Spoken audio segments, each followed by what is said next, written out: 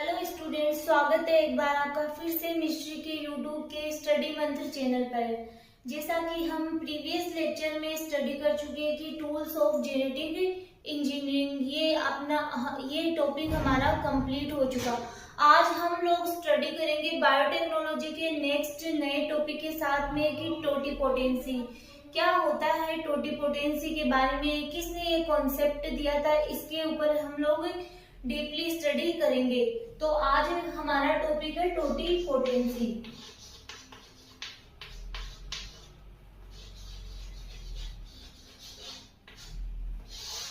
Totipotency word का meaning क्या होता है कि टोटिपोटेंसी वर्ड है, उसका मतलब होता है पूर्ण सशक्तता। देखो, जब हम इस वर्ड को स्प्लिट करेंगे तो हमारे पास दो वर्ड निकल के आएंगे। टोटी, जिसको हम लोग ले सकते हैं टोटल, पोटेंसी।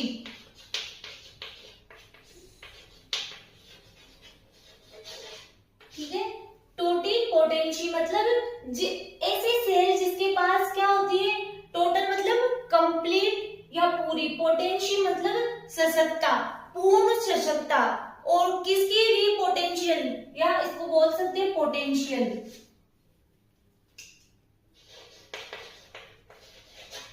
पोटेंशियल तो मतलब पूरी सशक्तता, किसके लिए, किस बात के लिए, तो हम लोग उसी के ऊपर डिस्कस करेंगे। तो एक ऐसी सेल जिसके अंदर होल प्लांट रीजनरेशन की कैपेसिटी पाई जाती है, उस एबिलिटी को ही बोला जाता है टोटिपोटेंसी, और उस सेल को बोला जाता है टोटिपोटेंट सेल। तो हम अगर प्लांट सेल के केस में बात करें, कोई भी सेल है वो क्या होती है, डिवाइड होती है।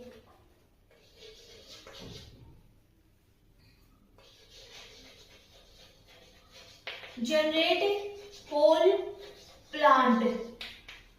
अगर यही सेल, अगर एनिमल सेल की अंदर बात करें तो जनरेट होल एनिमल।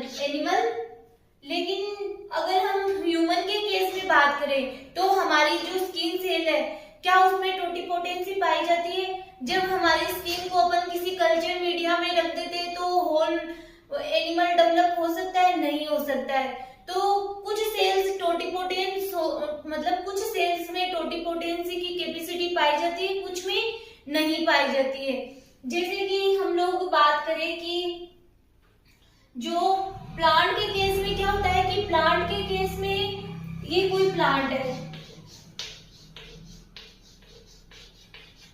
इस प्लांट का कोई भी पार्ट है, जैसे कि लीव्स, उसको लीव्स को ले लेते हैं। अब हम लोग अगर इसको कल्चर मीडिया में कल्चर करवा के क्या करते हैं, अगर इसको प्रॉपर न्यूट्रिशन प्रोवाइड करवाते हैं तो इसमें ऐसी एबिलिटी पाई जाती है कि ये होल प्लांट को रीजनरेट कर सकती है।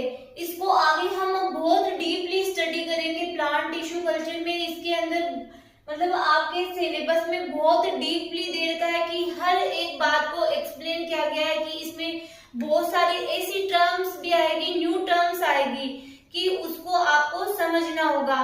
ठीक है, तो कई ऐसे वर्ड आएंगे जो आपके लिए बहुत अननोन होंगे, तो आप लोग ऐसे, आपको ऐसे लगेगा कि ये क्या वर्ड आ गया। तो आप लोग ऐसे नहीं, वर्ड को सुन के ही नहीं, पहले उसकी डेफिनेशन सुनोगे, तब आपको इजीली वो लर्न हो जाएगा। ठीक है, तो सबसे पहले हमारे एक वर्ड आ रहा है एक्सप्लांट। अब एक्सप्लांट क्या होता है कि एक्सप्लांट वो पार्ट होता है जिसको हम कल्चर मीडिया में क्या करते हैं, ग्रोथ करवाते हैं। मतलब एक्सप्लांट, प्लांट का वो पार्ट जो हम कल्चर मीडिया के लिए सेलेक्ट करते हैं कि इसको कल्चर करवाना है। वो पार्ट कुछ भी हो सकता है कि मेरिस्टेमेटिक सेल हो सकती है, प्लांट का कोई एपिकल पार्ट होता है, हो सकता है रूट हो सकता है, शूट हो सकता है, स्टेम हो सकता है, इसकी ओवेरी हो सकती है। तो कोई भी पार्ट हो सकता है जिसको हम लोग एक्सप्लांट के रूप में यूज में ले सकते हैं। नॉर्मली हम लोग बात कर रहे हैं अभी टोटिपोटेंसी, इसके बारे में हम आगे डिस्कस करेंगे क्या होता है। अब हम लोग अगर इसकी हिस्ट्री की बात करें, टोटिपोटेंसी की हिस्ट्री के बारे में बात करें, हम लोग नॉर्मली प्लांट सेल के केस में डिस्कस कर रहे हैं, ठीक है। तो हम लोग इसकी हिस्ट्री की बात करें, जो टोटिपोटेंसी, तो सबसे पहले टोटिपोटेंसी के बारे में जो एक साइंटिस्ट थे हेबरलैंड ने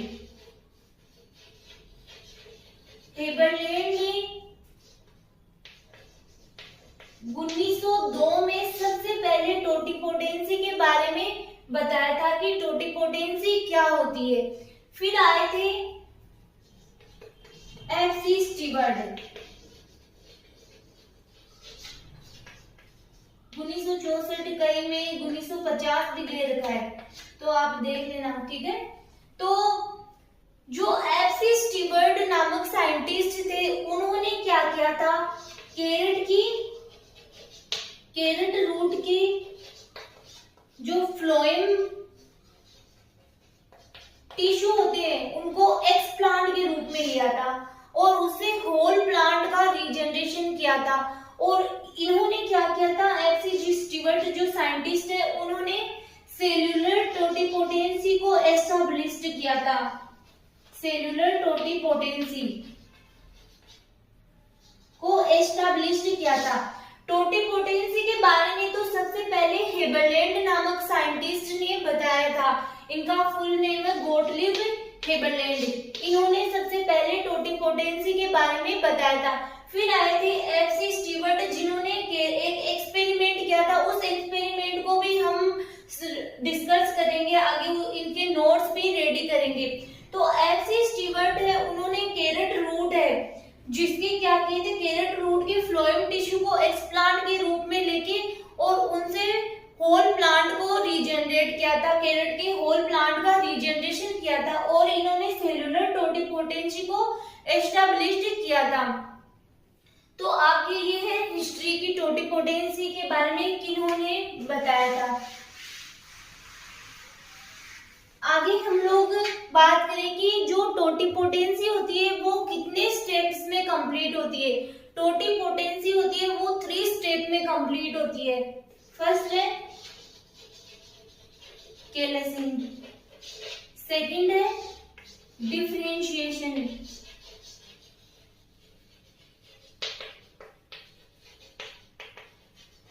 थर्ड है मोर्फोजेनेसिस।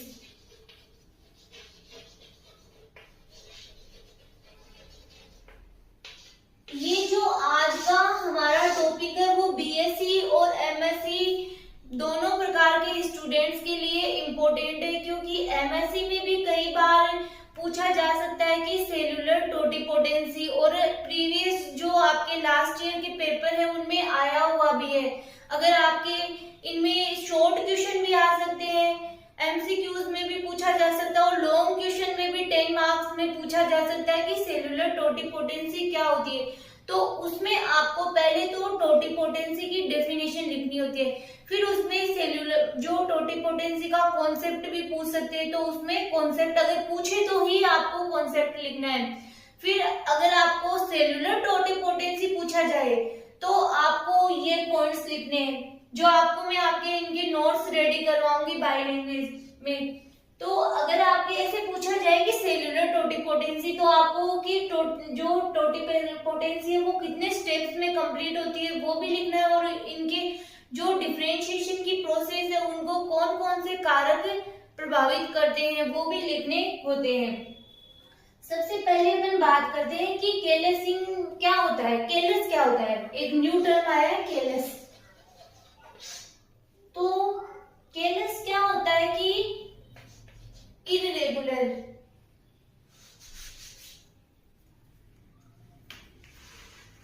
सबसे पहली स्टेप की बात करते हैं अपन केलसिंग। इररेगुलर, अनडिफरेंशिएटेड,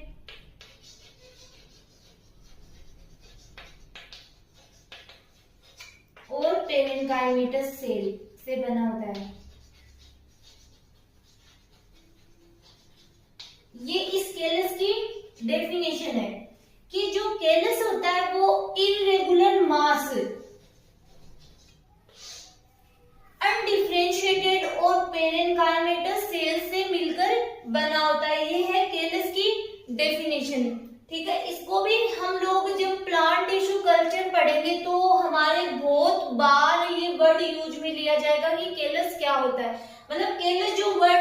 बहुत बार आएगा आपके, केलस है, एक्सप्लांट है, डिफरेंशिएशन है, ये सारे वर्ड आप लोगों को बार बार में सुनने को मिलेंगे और बार बार में इनकी डेफिनेशन भी आएगी और आपको यहीं पे ही लर्न हो जाएगा कि केलस क्या होता है, डिफरेंशिएशन की प्रोसेस क्या होती है।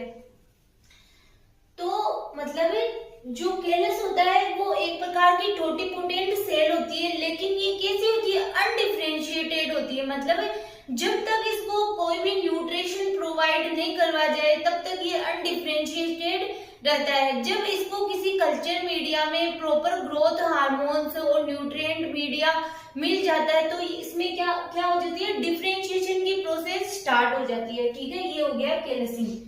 सेकंड बात करते हैं हम लोग डिफरेंशिएशन।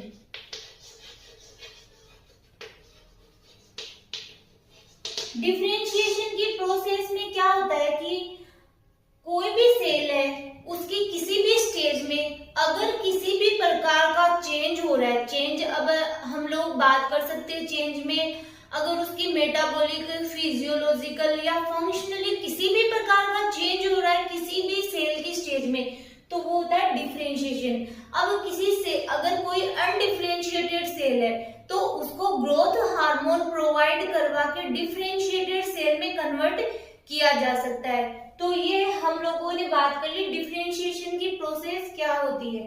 थर्ड हम लोग बात करते हैं मोर्फोजेनेसिस।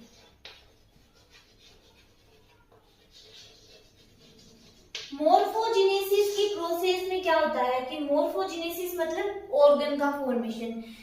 देखो क्या होता है कि जब केलस में डिफरेंशिएशन की प्रोसेस हो जाती है, मतलब डिफरेंशिएशन स्टार्ट हो जाता है तो क्या होता है, एम्ब्रियोइड का फॉर्मेशन होता है। अब एम्ब्रियोइड क्या होते हैं, एम्ब्रियोइड की क्या क्या स्टेज होती है उनको भी हम लोग प्लांट टिश्यू कल्चर में डीपली स्टडी करेंगे और मतलब रेगुलरली आपके वर्ड आएंगे अगर हम लोग प्लांट टिश्यू कल्चर पढ़ रहे हैं कि एम्ब्रियोइड क्या होता है। तो एम्ब्रियोइड आप लोग अभी तो बस ये वर्ड याद रखो कि एम्ब्रियोइड डिफरेंशिएशन की प्रोसेस होती है तो एम्ब्रियोइड्स का फॉर्मेशन होता है। और एम्ब्रियोइड एक प्रकार की क्या है, प्लांट बॉडी की क्या बेसिक आउटलाइन होती है कि मतलब प्लांट बॉडी का फॉर्मेशन होने वाला है।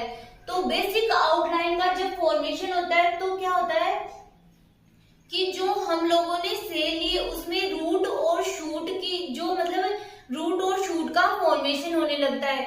और रूट और शूट के फॉर्मेशन में क्या होता है कि उनमें आगे क्या होता है, डिफरेंशिएशन की प्रोसेस के द्वारा लीव्स, ब्रांचेस इनका भी फॉर्मेशन होता है। और इस प्रोसेस को ही बोलते हैं मोर्फोजेनेसिस कि रूट और शूट में सर्टेन ऑर्डर में डिवीजन से क्या होता है, ऑर्गन्स का फॉर्मेशन होता है। इस प्रोसेस को बोला जाता है मोर्फोजेनेसिस। आई होप आपको समझ में आया होगा कि मैं क्या बोल रही हूँ। आगे हम लोग बात करते हैं, अगर हम लोग बात करें कि अगर हम लोग थोड़ा बहुत डिस्कस करें किसके बारे में, एफ.सी. स्टीवर्ट के जो एक्सपेरिमेंट था उन्होंने क्या एक्सपेरिमेंट किया था उसके बारे में भी हम लोग डिस्कस कर लेते हैं। एफ.सी. स्टीवर्ट और उनके साथियों ने क्या किया था, ये क्या है, कैरेट रूट है। ठीक है, क्या नाम होता है, बॉटनिकल नेम क्या होता है, डेकस करोटा। हम लोग मतलब जो ये साइंटिस्ट थे और उनके साथियों ने क्या लिया था, जो कैरेट रूट होती है उसके फ्लोएम टिश्यू को क्या लिया था, एक्सप्लांट के रूप में लिया था। ये क्या है, एक्सप्लांट। इनको जब कल्चर मीडिया में, ये क्या है, ट्रांसफर सेक्शन ऑफ रूट, किसकी, कैरेट रूट। ठीक है, गाजर की रूट का ये क्या है, ट्रांसफर सेक्शन है, transfer section of carrot root. इनके इसके क्या लिए, एक्सप्लांट लिए। और इनको क्या किया इन्होंने, कल्चर मीडिया में कल्चर करवाया। ठीक है, एक्सप्लांट को न्यूट्रिएंट मीडिया में कल्चर करवाया। इन्होंने लिया था यहाँ पे कोकोनट मिल्क लिया था, मतलब इसमें बहुत सारे न्यूट्रिएंट डाले थे। तो उन्होंने कुछ टाइम बाद में देखा तो क्या हुआ कि इसमें क्या किसका फॉर्मेशन हो रहा है, एम्ब्रियोइड्स का फॉर्मेशन होने लग जाता है। मतलब प्लांट एम्ब्रियोइड मतलब प्लांट बॉडी की बेसिक आउटलाइन का फॉर्मेशन होने लग जाता है। तो ये क्या है, एम्ब्रियोइड फॉर्मेशन, एम्ब्रियोइड्स का फॉर्मेशन हो जाता है, फॉर्मेशन। फिर उन्होंने क्या किया इसमें, मतलब और न्यूट्रिएंट डाले, तो उन्होंने क्या देखा कि जो किससे हो रहा है ये सब, मतलब ये प्रोसेस किससे हो रही है, और नॉर्मली किससे हो रही है कि फ्लोएम जो टिश्यू लिए थे, जो रूट के फ्लोएम टिश्यू एक्सप्लांट के रूप में लिए थे, उनके द्वारा ये सारे मतलब ये सारी प्रोसेस चल रही है। उन्होंने लास्ट में क्या देखा, जब उन्होंने और अधिक मतलब न्यूट्रिशन डाले, तो उन्होंने देखा कि इन सब के द्वारा, मतलब एम्ब्रियोइड में globular embryo, heart shape embryo, ये सब बनते जा रहे हैं, और फिर मतलब कैरेट का जो प्लांट है उसका फॉर्मेशन हो जाता है। किससे, मतलब एक स्मॉल से पार्ट के द्वारा, मतलब इन्होंने किसका डेवलपमेंट कर लिया, कैरेट के होल प्लांट का डेवलपमेंट कर लिया। यहाँ पे पूरा मतलब कैरेट का होल प्लांट रीजनरेट हो गया। तो इस प्रकार से इन साइंटिस्ट ने क्या किया कि सेलुलर टोटिपोटेंसी को एस्टैब्लिश्ड किया, मतलब किसी सेल के द्वारा, मतलब किसी सेल में क्या होता है कि प्लांट सेल, कोई भी प्लांट सेल, उसमें जरूरी नहीं सारी प्लांट सेल, मतलब कुछ सेल ऐसी भी होती है जिनमें की टोटिपोटेंसी का करेक्टर है वो नहीं पाया जाता। तो मतलब एक सेल के द्वारा होल प्लांट का रीजनरेशन हो रहा है। तो इस प्रकार से उन्होंने सेलुलर टोटिपोटेंसी को प्रूव किया था। आगे हम लोगों ने अभी स्टडी किया उसको नोट्स, उनके नोट्स भी रेडी करेंगे।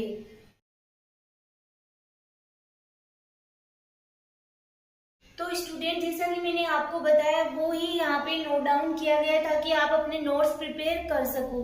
तो यहाँ पे द कॉन्सेप्ट ऑफ टोटिपोटेंसी की, जो टोटिपोटेंसी उसका कॉन्सेप्ट क्या होता है, क्या टोटिपोटेंसी की डेफिनेशन होती है। Definition is the ability of a single cell to divide and differentiated, मतलब एक सिंगल सेल में एक ऐसी एबिलिटी जिससे कि वो डिवाइड और डिफरेंशिएट होकर के होल प्लांट को रीजनरेट कर सके, ऐसी एबिलिटी को क्या कहते हैं, टोटिपोटेंसी। और वो सेल होती है उसको बोला जाता है टोटिपोटेंट सेल। तो वो ही यहाँ पे लिखा हुआ है कि the ability of a single cell to divide and differentiate to develop the whole plant is called as totipotency and such cell is called totipotent cell. एक ऐसी सेल जिसमें कि डिवाइड एंड डिफरेंशिएट होने की एबिलिटी पाई जाती है वो cell totipotency कहलाती है, तथा वो एबिलिटी क्या कहलाती है, टोटिपोटेंसी कहलाती है। वो सेल टोटिपोटेंट सेल कहलाती है और वो एबिलिटी टोटिपोटेंसी कहलाती है। अब इसका कॉन्सेप्ट, सबसे पहले जैसा कि मैंने आपको अभी बताया कि इसके बारे में, टोटिपोटेंसी के बारे में 1902 में जो गोटलिब हेबरलैंड है उन्होंने सबसे पहले बताया था। उन्होंने बताया कि जो प्लांट सेल होती है अगर उसको किसी न्यूट्रिएंट मीडिया में रख दिया जाए, किसी कल्चर मीडिया में ग्रोथ करवाया जाए, प्रॉपर उनको ग्रोथ हार्मोन प्रोवाइड करवा के, तो उस प्लांट सेल में ऐसी एबिलिटी पाई जाती है कि वो होल प्लांट को रीजनरेट कर सकती है। उसी को ही बोला जाता है टोटिपोटेंसी। तो मैंने यही लिखा है, जो कॉन्सेप्ट है आपका टोटिपोटेंसी का वो यही कॉन्सेप्ट है, बहुत इजी है, आपको सुनते सुनते ही लर्न हो जाएगा। Totipotency word initially German scientist G Haberlandt ने 1902 में दिया, यहाँ पे दिया। जो टोटिपोटेंसी वर्ड है वो सबसे पहले जर्मन साइंटिस्ट जो गोटलिब हेबरलैंड है उन्होंने 1902 में दिया था। उन्होंने यह कॉन्सेप्ट सबमिट किया कि प्लांट टिश्यू क्या होती है, टोटिपोटेंट होती है, अर्थात उसमें एक होल प्लांट बनाने की एबिलिटी पाई जाती है। इसका रीजन प्लांट्स में डिफरेंशिएशन प्रोसेस का रिवर्सिबल होना है। रिवर्सिबल और इरिवर्सिबल का मीनिंग आप लोग अच्छे से जानते हो। रिवर्सिबल मतलब कि जो प्रोसेस दोनों साइड चलती है, और इरिवर्सिबल मतलब जो प्रोसेस दोनों साइड नहीं चलती है। तो जो प्लांट सेल होती है वो कैसी होती है, मतलब उनमें डिफरेंशिएशन की प्रोसेस कैसी होती है, रिवर्सिबल होती है। डिफरेंशिएशन मतलब विभेदन की प्रोसेस रिवर्सिबल होती है। डिफरेंशिएशन प्रोसेस का रिवर्सिबल होना है। इसके विपरीत एनिमल्स में डिफरेंशिएशन की प्रोसेस इरिवर्सिबल होती है। जो एनिमल्स होते हैं उनमें इस प्रकार की कोई भी एबिलिटी नहीं पाई जाती है। यदि एक प्लांट सेल को टिश्यू कल्चर में रख दिया जाए, यदि इस कल्चर्ड सेल को essential nutrient and suitable growth regulators और हार्मोन प्रोवाइड करवाया जाए तो यह एक प्लांटलेट का रीजनरेशन कर सकती है। जो मैंने बोला वो ही यहाँ पे लिखा हुआ है कि जो प्लांट सेल होती है उसको किसी मतलब प्रॉपर ग्रोथ न्यूट्रिएंट मीडिया में रख दिया जाए तो वो होल प्लांट का रीजनरेशन कर सकती है। प्लांट सेल की न्यू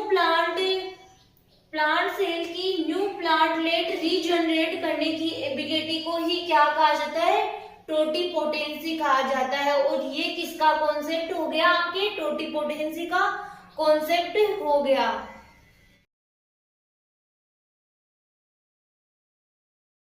स्टूडेंट्स आगे हम स्टडी कर लेते हैं कि स्टीवर्ड का एक्सपेरिमेंट क्या था, कि उन्होंने किस प्रकार से जो कैरेट की रूट में मतलब सेलुलर टोटिपोटेंसी को उन्होंने किस प्रकार से प्रूव किया था। तो ये आपके बीएससी और एमएससी दोनों प्रकार के स्टूडेंट हैं उन सभी के लिए ही इम्पोर्टेंट है, क्योंकि एमएससी में भी ये आता है कि सेलुलर टोटिपोटेंसी को प्रूव कीजिए, तो ये उनके लिए भी इम्पोर्टेंट है। तो आगे Steward experiment, F C. Steward 1964 et al, मतलब एफ.सी. स्टीवर्ड ने 1964 में और एफ.सी. स्टीवर्ड और उनके साथियों ने 1964 में केलस से आइसोलेटेड टिश्यू सेल्स का कल्चर मीडियम में विस्तृत स्टडी की या विस्तृत अध्ययन किया। अब आप बायोटेक्नोलॉजी में अगर प्लांट टिश्यू कल्चर पढ़ोगे तो उनमें बहुत सारे ऐसे छोटे छोटे वर्ड आएंगे जिनकी डेफिनेशन आपको पता होनी चाहिए। तो जो हम लोग जब प्लांट टिश्यू कल्चर पढ़ेंगे तो उनमें अपन केलस भी पढ़ेंगे और भी बहुत सारे डिफरेंशिएशन, रीडिफरेंशिएशन, ऐसे बहुत सारे छोटे छोटे टर्म आएंगे जिनके बारे में आपको शॉर्ट क्वेश्चन में या फिर एमसीक्यूज में आपके पूछ लिया जाता है। जैसे कि यहाँ पे है कि केलस वर्ड। अब केलस क्या होता है, केलस होता है कि एक प्रकार का मास होता है, ये पेरेन्काइमेटस सेल्स का बना हुआ मास होता है, इरेगुलर होता है, ठीक है। जब इसको ग्रोथ हार्मोन्स प्रोवाइड करवाते हैं तो ये होल प्लांट को रीजनरेट कर सकता है। तो केलस से आइसोलेटेड टिश्यू सेल्स का कल्चर मीडियम में इन्होंने क्या किया, इसका विस्तृत अध्ययन किया। उन्होंने डेकस करोटा, किसका बोटेनिकल नेम है, गाजर का, कैरेट का बोटेनिकल नेम है करोटा, डेकस करोटा के रूट कल्चर से कैरेट का होल प्लांट डेवलप किया। मतलब इन्होंने क्या किया, डेकस करोटा की रूट के मतलब छोटे छोटे फ्रेगमेंट्स से ही होल प्लांट का रीजनरेशन किया। इस एक्सपेरिमेंट द्वारा इन्होंने प्रूव किया कि यदि मेच्योर सेल्स को कल्चर मीडियम में ग्रोथ हेतु रखा जाए तो होल प्लांट डेवलप करने में सक्षम होता है। इन्होंने भी क्या प्रूव किया कि मेच्योर सेल को अगर न्यूट्रिएंट मीडिया में रखा जाए तो इनके द्वारा होल प्लांटलेट को रीजनरेट किया जा सकता है। इसके साथ ही इन्होंने सेलुलर टोटिपोटेंसी को भी एस्टैब्लिश्ड किया, मतलब इन्होंने किसको स्थापित किया, सेलुलर टोटिपोटेंसी को भी स्थापित किया। तो ये है आपके एफ.सी. स्टीवर्ट का एक्सपेरिमेंट, जिसको आप देख सकते हो यहाँ पे कि ये डेकस करोटा गाजर की रूट है, रूट के का ये क्या है, transfer section of root, root का ट्रांसफर सेक्शन है जिसके क्या लिए ये एक्सप्लांट। अब एक और टर्म आ गई कि एक्सप्लांट क्या होता है।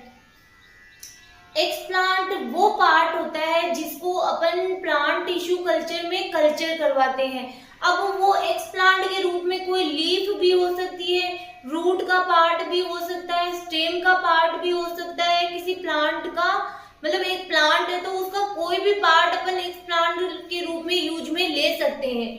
एक्सप्लांट की डेफिनेशन आप लोगों को समझ में आ गई कि एक्सप्लांट यानी कि प्लांट का कोई भी पार्ट जिसको हम लोग क्या करते हैं, उसको कल्चर मीडिया में रखते हैं, ग्रोथ करवाते हैं। तो ये हम लोगों ने यहाँ पे क्या लिया, टीएस ऑफ रूट की ट्रांसफर सेक्शन के एक्सप्लांट लिए। इसको क्या किया है, किसी फ्लास्क में क्या किया है, एक्सप्लांट कल्चर्ड इन लिक्विड और कोकोनट मिल्क में इसको क्या किया, ग्रोथ करवाया। तो थोड़े दिनों बाद में क्या देखते हैं कि जो ये सेल्स जो हम लोगों ने एक्सप्लांट लिया है उससे क्या वो डिवाइड होने लगती है। ठीक है, डिवाइड होके उसमें क्या बनने लग जाते हैं, उसमें एम्ब्रियोइड फॉर्मेशन होने लगते हैं। Free cells begin to divide, जो हम लोगों ने सेल ली थी वो क्या होने लगती है, डिवाइड होने लगती है, और डिवाइड होके धीरे धीरे एम्ब्रियोइड का फॉर्मेशन होने लगता है। आगे जो एम्ब्रियोइड का फॉर्मेशन है, हम लोग बायोटेक्नोलॉजी में प्लांट टिश्यू कल्चर में एम्ब्रियोइड किस प्रकार से किसी प्लांट लेड का फॉर्मेशन होता है वो बहुत डीपली स्टडी करेंगे। तो आप लोगों को वहां पे अच्छे से क्लियर हो जाएगा कि एम्ब्रियोइड क्या होता है। उसमें ग्लोबुलर एम्ब्रियो का फॉर्मेशन होता है, हार्ट शेप एम्ब्रियो का फॉर्मेशन होता है, टोरपीडो एम्ब्रियो का फॉर्मेशन होता है। तो ये एम्ब्रियोइड के क्या स्टेजेज है जो हम लोग इनको डीपली स्टडी करेंगे प्लांट टिश्यू कल्चर में।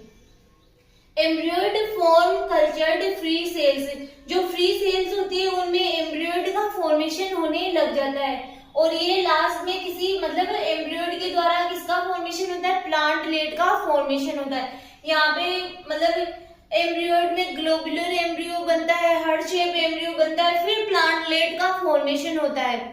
तो आगे जो एम्ब्रियोइड का फॉर्मेशन है उसको हम लोग बहुत डीपली स्टडी करेंगे। प्रेगनेंसी की 3 स्टेप्स होते हैं। एक होता है कैलसिंग, सेकंड होता है डिफरेंशिएशन, थर्ड होता है मॉर्फोजेनेसिस। कि पहले तो किसका फॉर्मेशन होता है, किसी एक प्लांट के द्वारा कैलस का फॉर्मेशन होता है, और कैलस क्या होता है उसकी डेफिनेशन आपको मैं अभी स्टडी करवाऊंगी। फिर होता है डिफरेंशिएशन की प्रोसेस, कि जो जब कैलस बन जाता है तो उसमें होता है डिफरेंशिएशन, किसी प्लांट लेड के फॉर्मेशन के लिए उसमें विभेदन की प्रोसेस होती है। फिर डिफरेंशिएशन के बाद में होता है मॉर्फोजेनेसिस। मॉर्फोजेनेसिस का मतलब होता है कि ऑर्गन का फॉर्मेशन, जो प्लांट के पार्ट्स है उनका फॉर्मेशन होना। मॉर्फोजेनेसिस की प्रोसेस का होना कि प्लांट के ऑर्गन बनेंगे तो प्लांट लेड का फॉर्मेशन होगा। ऑर्गन में क्या क्या आ जाएगा, लीव्स है, स्टेम है, इनका फॉर्मेशन होना, ब्रांचेज है। तो इस प्रोसेस को क्या बोलते हैं, मॉर्फोजेनेसिस। तो हम स्टडी करते हैं आगे। Cellular totipotency completed in 3 steps. जो सेल्यूलर टोटिपोटेंसी है वो 3 स्टेप में कंप्लीट होती है। फर्स्ट है कैलसिंग, सेकंड है डिफरेंशिएशन, और थर्ड है मॉर्फोजेनेसिस। तो ये 3 स्टेप्स है जो कि किसमें आते हैं, कि सेल्यूलर टोटिपोटेंसी के अंतर्गत आते हैं।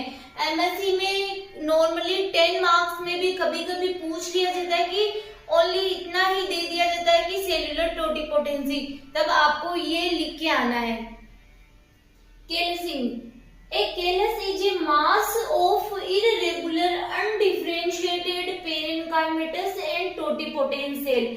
जो कैलस होता है वो क्या होता है, इररेगुलर होता है और पेरेन्काइमेटस सेल से बना होता है और अनडिफरेंशिएटेड होता है। अब अनडिफरेंशिएटेड मतलब उसमें तब तक डिफरेंशिएशन की प्रोसेस नहीं होगी तब तक कि उसको कोई ग्रोथ हार्मोन या न्यूट्रिशन प्रोवाइड नहीं करवाया जाए। तो कैलस होता है वो क्या होता है, इररेगुलर सेल्स का क्या होता है, मास होता है। अनडिफरेंशिएटेड और पेरेन्काइमेटस सेल होता है जो कि उसमें एबिलिटी पाई जाती है, एक प्रकार की टोटिपोटेंट सेल होती है। जब इसको हम लोग क्या करते हैं, किसी कल्चर मीडिया में कल्चर करवाते हैं। These cells ability to divide and differentiate to develop whole plants. इन सेल्स में डिवाइड और डिफरेंशिएट होने की कैपेसिटी पाई जाती है। फिर डिफरेंशिएशन। अब डिफरेंशिएशन की प्रोसेस क्या होती है, किसी सेल में किसी भी प्रकार का चेंज होना, वो मेटाबॉलिक हो, स्ट्रक्चर हो, किसी भी प्रकार का चेंज होना क्या कहलाता है, डिफरेंशिएशन कहलाता है। सेल्स की किसी भी स्टेज में metabolic, structural, physiological and functional changes को क्या कहा जाता है? डिफरेंशिएशन की प्रोसेस कहा जाता है। फिर नेक्स्ट है, किसी भी डिफरेंशिएटेड सेल को स्टिमुलेशन द्वारा डी डिफरेंशिएशन भी किया जा सकता है। फॉर एग्जाम्पल, केलस की अनडिफरेंशिएटेड सेल्स को ग्रोथ हार्मोन्स द्वारा डी डिफरेंशिएटेड भी किया जाता है। मतलब केलस की सेल कैसी होती है? अनडिफरेंशिएटेड होती है, मतलब जिसको कि न्यूट्रिएंट मीडिया में कल्चर करवाने पर क्या किया जाता है? उसमें डिफरेंशिएशन की प्रोसेस स्टार्ट की जा सकती है, वो यहाँ पे लिखा हुआ है। ये अनडिफरेंशिएटेड, डी डिफरेंशिएटेड, रीडिफरेंशिएशन, ये मतलब बहुत सारे टर्म्स आपके बायोटेक्नोलॉजी में आएंगे। हम इनकी एक अलग से क्लास जरूर लेंगे। फिर फॉर एग्जाम्पल ये हो गया। फिर मोर्फोजेनेसिस। अब मोर्फोजेनेसिस का क्या मीनिंग होता है? प्लांट्स में एम्ब्रियोइड के रिजल्ट प्लांट बॉडी की बेसिक आउटलाइन का फॉर्मेशन होता है। मतलब जब क्या होता है? केलस होता है, केलस को किस में रखते हैं? कल्चर मीडिया में रखते हैं। तो उसमें क्या होता है?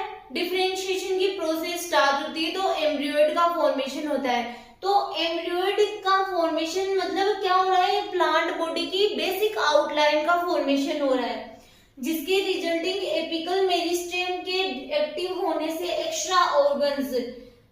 एपिकल मेरिस्टेम क्या होता है? कि जो शूट और रूट के ऊपर वाला अपेक्स वाला पार्ट है। Leaves, branches, root and flower का डेवलपमेंट होता है। इसके लिए रूट एंड शूट की एपिकल सेल में सर्टेन ऑर्डर में डिवीजन होता है। मतलब इन सब का फॉर्मेशन, रूट है, फ्लावर है, ब्रांचेज, लीव्स है, इनका फॉर्मेशन किस प्रकार से होता है कि रूट और शूट की जो एपिकल सेल होती है उसमें सर्टेन ऑर्डर में डिवीजन होते हैं। मतलब निश्चित, सर्टेन यानी निश्चित ऑर्डर में क्या होते हैं? डिवीजन होते हैं, जिससे इन सब का फॉर्मेशन होता है। इस प्रकार सेल्स में डिवीजन, ग्रोथ एंड ऑर्गन के फॉर्मेशन को मोर्फोजेनेसिस कहते हैं। यहाँ पे स्पेस कम था, इसलिए मैं आपको ये लाइन वापस से बोल के बता देती हूँ। इस प्रकार सेल्स में डिवीजन, ग्रोथ एंड ऑर्गन के फॉर्मेशन को मोर्फोजेनेसिस कहते हैं। ठीक है, तो ये आपके steps of cellular totipotency complete हो चुका है। आगे हम मतलब सेल्यूलर टोटिपोटेंसी को कौन कौन से जो कारक है इफेक्ट करते हैं वो भी नोट डाउन कर लेते हैं। कौन से फैक्टर है जो डिफरेंशिएशन की प्रोसेस को इफेक्ट करते हैं?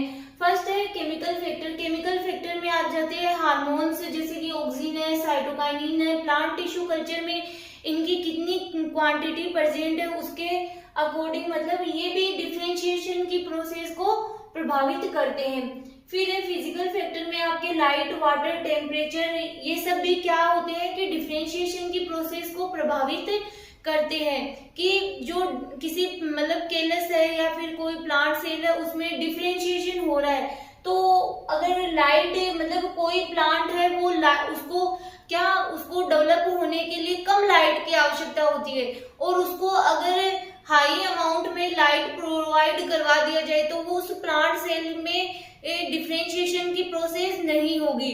तो इस प्रकार से ये सारे जो कंपोनेंट है वो भी क्या करते हैं? डिफरेंशिएशन की प्रोसेस को प्रभावित करते हैं। तो आज का जो सेल्यूलर टोटिपोटेंसी है, कॉन्सेप्ट ऑफ टोटिपोटेंसी है, वो आपके कंप्लीट हो चुका है। नेक्स्ट लेक्चर में हम लोग मतलब जो आपके टर्म्स है, कुछ केलस डिफरेंशिएशन की प्रोसेस क्या होती है, इन सब के बारे में स्टडी करेंगे।